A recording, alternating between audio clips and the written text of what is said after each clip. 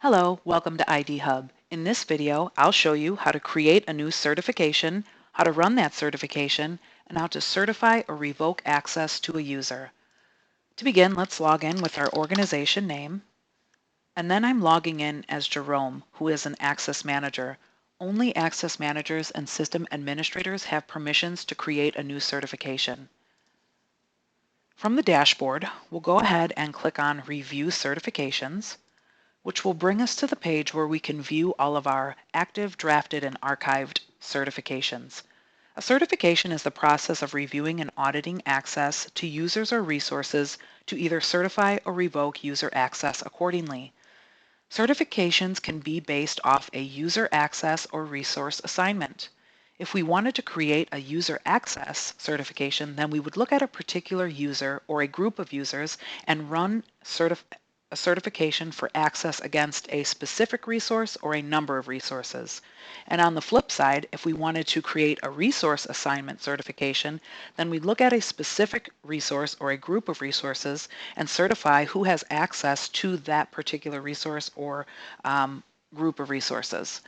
And that could be for a single user or a group of users. So I will create today a certification for a single user. I'm closing this wizard tour, which is a great tool to help navigate through this creating a certification. And we do have these tours available for all of our system administrator functions as well. So that's really helpful. Okay, so our first page here is where we enter our basic details.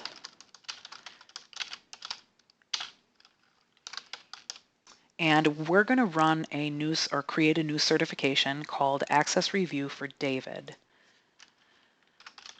Run the certification and you need to review access for David. And this is going to be a user access-based certification. And certification request approval is who or what role is going to approve this certification to be run. So if anyone goes into IDHub and says, I want to run this certification for access review for David, that initial task is generated and sent to, in this case, we'll select the user Jerome.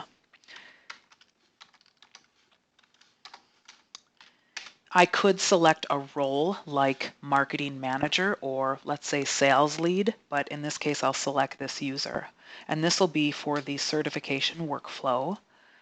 So moving on, select users is where we will select the user that we want to review access for. And we could do that by entering their name or by query. So if this was a new certification to review access for the marketing department, for every user in the marketing department, I could create a query like the department equals marketing. And then that would generate a certification task to review access for all the people who are on the marketing department. In this case, I'm going to solely select David.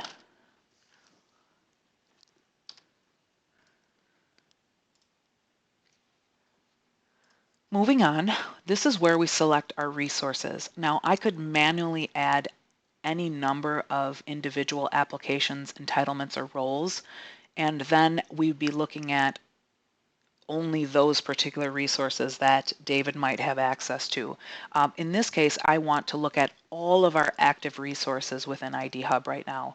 So I'll just run a query, something like disabled equals false, meaning all active resources. And the next page is Certifier and Scheduler. And this is where we'll go ahead and select who is going to certify the access for David. I'm going to select Jerome, and I'm selecting Jerome for everything here because it's going to make this video a lot quicker and easier to follow because I won't have to log in and out. But anyway, so my certifier is going to be Jerome. I could select a role like marketing manager or IT lead. I could select the certifier to be the beneficiary's manager, which would be David's direct manager, or I could select the resource owner, which would be the person that's responsible for that particular resource. So every time we add a new application or a new entitlement or a role, we have to assign that to a specific person who's going to be managing that. So if we selected resource owner, then the resource owner would get that task. So if there are multiple resources that we're looking at and multiple resource owners, then the resource owner would get a task for their particular resource, okay, which is really neat. So in this case, we're selecting Jerome as a user. And now we're at the settings page, and this is where we can choose some configurations that are out of the box, like requiring comments on all Certify operations or preventing a self-certification. These are not required, but can be chosen. We could also choose to have another certifier, and we could choose a user or a role. The trigger settings is something that is going to be a future release feature, and this is something our developers are working hard at. And a trigger setting is something like if someone changes a department, then an automatic certification would be triggered to review access, which is really neat. The certification duration, this is the duration of the task. How many days, months, or years will you allow that task to be active before it expires? And the task meaning Jerome is the certifier, so he's going to have 1 day to complete the certification task and review access for David. This is our summary page, and it shows everything that is included with this new certification, and I'm pretty confident with all my choices, so I'm just going to scroll down and click submit, and now our certification has been successfully created. I can open up the certification here and look at all the details within it. I could edit the certification or run it right here. A quick way to run it would be from the main page here, clicking on this ellipsis and clicking on the Run Now, which I'm going to do. So I'll show you how to run this new certification. And IDHub will ask me if I want to do this. Yes, I do. And before it can actually be certified by the certifier, that initial task has been generated. So Jerome should now have a task to approve this certification to be run. Okay, and so if we open this up, it's saying that someone, meaning Jerome wants to review access for David, and now Jerome is going to say approved. So he's going to approve that this certification be run.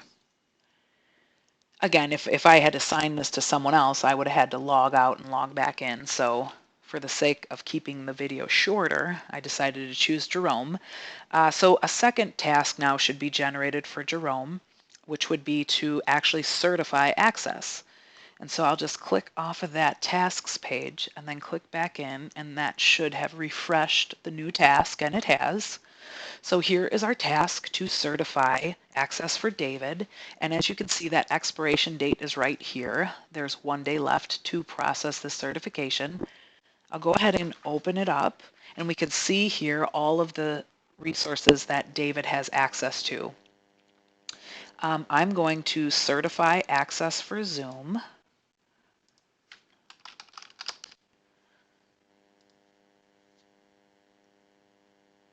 I'm going to certify access for Slack.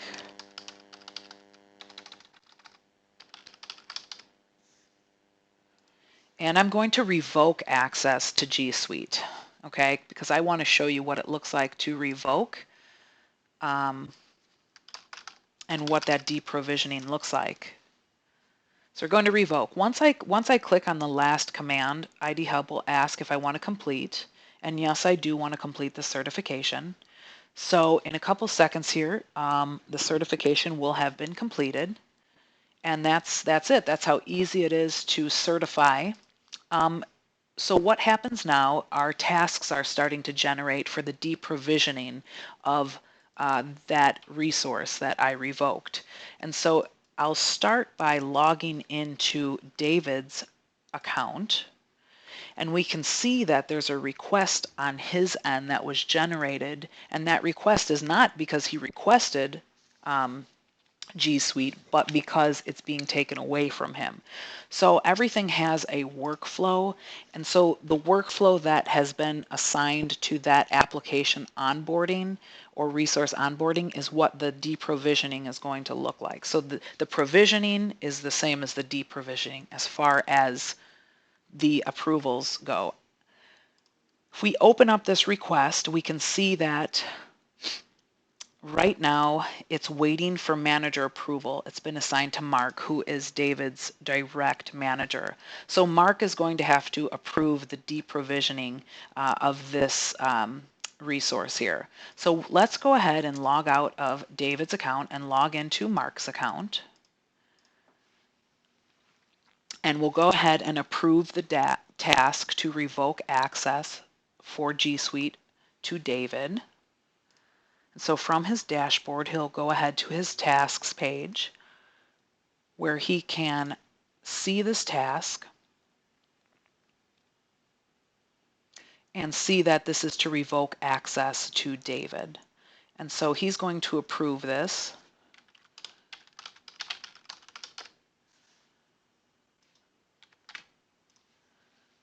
Okay, and once he approves it, we'll go ahead and log back into David's account to see where it is in the process.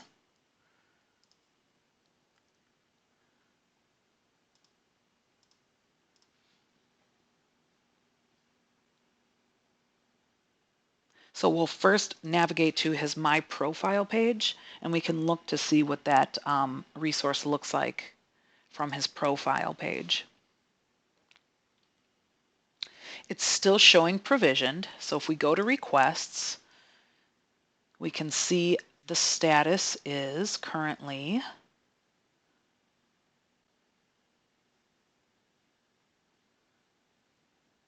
it's been assigned to approver group. So now we have to find out who is approver group 1, log out of David's account and log into their account. And to do that, we'll just go ahead and search the catalog for a role.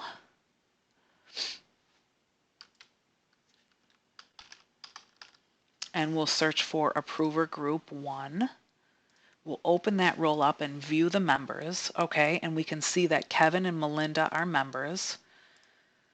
So we'll log out of David's account and log into Kevin's account, who is part of approver group 1.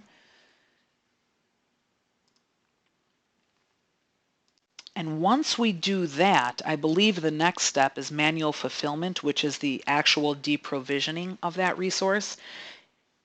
And so once we approve this task, I believe David will be able to see the deprovisioning. David Green here is who we want. So we're going to claim this task, and claiming is because Kevin is part of a group of people with the role approver group 1, he's going to have to claim the task before he can approve it. So that way it is removed from that rolling task list. So all the approvers won't see this anymore once it's claimed by one of the members of that role.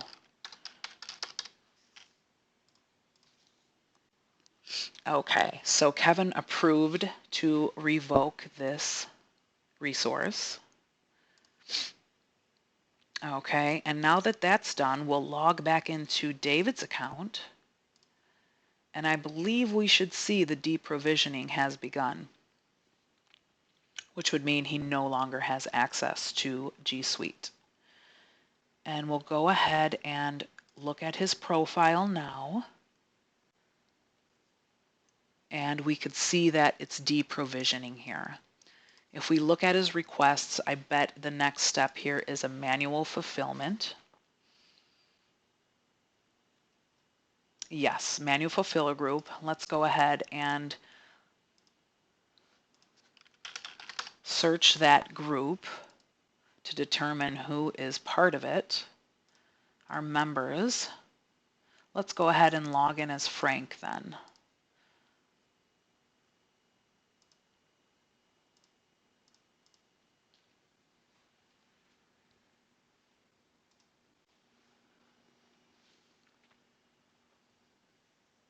Okay, and now from Frank's dashboard, we'll go ahead and get to his tasks page, and we should see that task, which it's right here. So again, he needs to claim this because he's part of a group.